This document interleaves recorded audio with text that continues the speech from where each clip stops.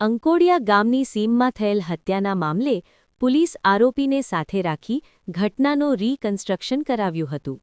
Gorwa અમરપાલી society ભાગ 2માં રહેતી અજીઝબાનો મુસ્તફા ઇસ્માઇલ દિવાનનો મૃતદેહ 10મી ડિસેમ્બરના રોજ અંકોડિયા ગામની સીમમાંથી મળી આવ્યો હતો.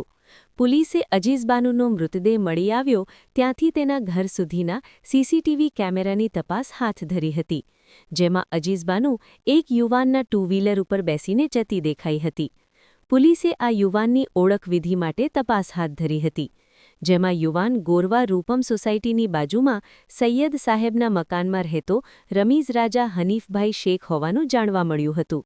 પોલીસે તેની તપાસ હાથ ધરતા તે ગોરવા અને તેના હાથીખાનામાં આવેલા ઘરેથી પણ મળી આવ્યો ન હતો.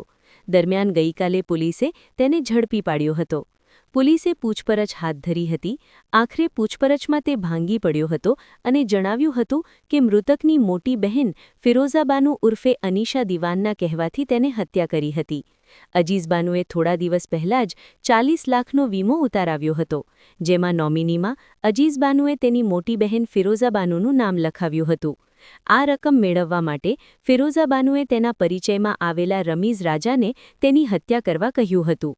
આથી તે અજીઝબાનુને મોપેડ પર તારીખ 9 ડિસેમ્બરના રોજ લઈ જઈ અંકોડિયા કેનાલ પાછળ સીમમાં તેના દુપટ્ટા વડે ગળે ફાંસો આપી હત્યા કરી હતી.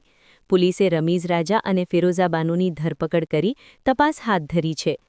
હત્યાનો ભેદ ઉકેલાયા બાદ પોલીસે આજે મુખ્ય આરોપી રમીઝ રાજા શેખને સૌપ્રથમ ગોરવા વિસ્તારમાં લઈ જઈ ઘટનાનું રીકન્સ્ટ્રક્શન કરાવ્યું હતું.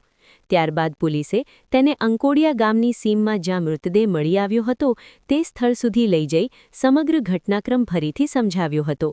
રીકન્સ્ટ્રક્શન દરમિયાન આરોપીએ કઈ રીતે બહાને બહાર લઈ ગયો, કયા માર્ગે લઈ ગયો અને કયા સ્થળે દુપટ્ટાથી ગળું દબાવી હત્યા કરી તે બાબતો પોલીસ સમક્ષ બતાવી હતી.